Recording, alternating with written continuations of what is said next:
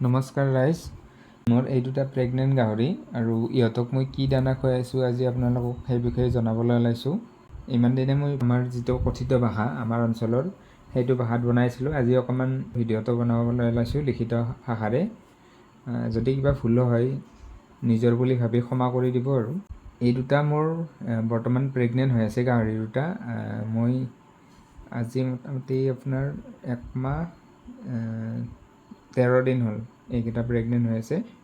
গতিকে ইহঁতক মই কি দানা খুৱাইছোঁ আপোনালোক সেইটো বিষয়ে জনাবলৈ ওলাইছোঁ। যদিহে ভিডিঅ'টো চাই ভাল পায় এটা লাইক কৰি দিব আৰু এনেকুৱা ফাৰ্মৰ ভিডিঅ' চাবলৈ মোৰ চেনেলটো ছাবস্ক্ৰাইব কৰি থ'ব আৰু ভিডিঅ'বোৰ লগে লগে পাবলৈ ওচৰতে থকা বেল আইকনটো দবাই দিব।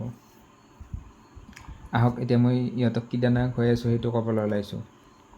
এতিয়া প্ৰথম কথা হ'ল কি, গাহৰি এটা যেতিয়া প্ৰেগনেণ্ট হৈ থাকে তেতিয়া সদায় আপোনালোকে দানাৰ পৰিমাণটো কমাই দিব। এনে যদি গাহৰিটোৱে আপোনাৰ এদিনত 1 কেজি দানা খায় তেতিয়াহ'লে আপোনালোকে কি কৰিব, 1 কেজিৰ সলনি আধা কেজি দানা দিয়া কৰিব যিদিনা আপোনালোকৰ গাহৰিটো ছাৰ্ভিচিং কৰা যায় বা বেজী যিদিনা দিয়া যায় সেইদিনাৰ পৰা গাহৰিটোক দানাৰ পৰিমাণটো আধা কৰি দিব। আৰু মই ইয়াৰে আগত মোৰ এটা মাইকী গাহৰি তেনেকুৱা হৈছে, প্ৰব্লেম হৈছে। মই সেইটো কথা নাজানিছিলোঁ যে দানা কমাই দিব লাগে। এনে নৰ্মেলি যিমান দানা খায় মই সিমান দানাই দিছিলোঁ, যাৰ ফলত কি হ'ল মোৰ গাহৰিটোৰ 9টা পোৱালি হৈছিল। 9টা পোৱালিৰ 8টা পোৱালি পেটৰ পৰাই মৃত অৱস্থাত আহিছে আৰু মাত্ৰ এটা ভাল পোৱালি হৈছে। সেইটো যেতিয়া মই সুধিলোঁ, বেলেগ ডক্তৰকো সুধিলোঁ বা মোৰ বেলেগ পালকক বা মোৰ লগ বন্ধুক সুধিলোঁ, সিহঁতে তেতিয়া কৈছে যে দানাৰ পৰিমাণটো মই কমোৱা নাছিলোঁ। আৰু হয়ও সেইটো মই নিজেও স্বীকাৰ কৰিছোঁ, কাৰণ মই সেইটো কথা নাজানিছিলোঁ যে প্ৰেগনেণ্ট হৈ থকা অৱস্থাত দানাটো কমাই দিব লাগে।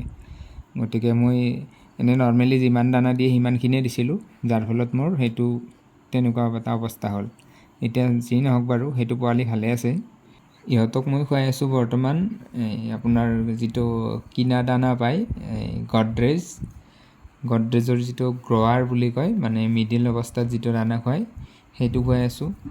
আৰু লগতে সেইটো মানে অকণমান দিওঁ, লগতে আপোনাৰ চেলাৰৰ যিটো মল, মানে চেলাৰৰ মিলত ধান বনোৱাৰ পিছত যিটো মল ওলায় সেইটো মল, লগতে চিৰাৰ মল যিটো থাকে সেইটো, আৰু মাজে মাজে মই সময় পালে কচু কাটি দিওঁ অকণমান, কচু আৰু আপোনাৰ খুদ মানে ভঙা চাউল, আৰু এইফালে যিটো শলাৰৰ মিলত ধান বানিলে যিটো মল ওলায় সেইটো মল, এই 3বিধ মিক্স কৰি পেলাই বইল কৰি দিওঁ, মানে উহাই দিওঁ। তেনেকৈ গোটেইখিনি দানা অকণমান আৰু সকলোবিধৰে অকণমান দি পেলাই তেনেকৈ মিক্স কৰি দিওঁ। তেনেকৈ দানাৰ খৰচাটো আপোনালোকৰ কমি যাব যেতিয়া বহুতবিলাক দানা মিক্স কৰি পেলাই দি দিব। অকণমান দিলে হৈয়ে যায়। বাৰু আজি ভিডিঅ'টো বেছি দীঘলীয়া নকৰোঁ, ইহঁতক কি দানা খুৱাইছোঁ সেইটো বিষয়তে আজি ভিডিঅ'টো বনাইছিলোঁ। আজিলৈ ইয়াতে শেষ কৰিছোঁ। ধন্যবাদ।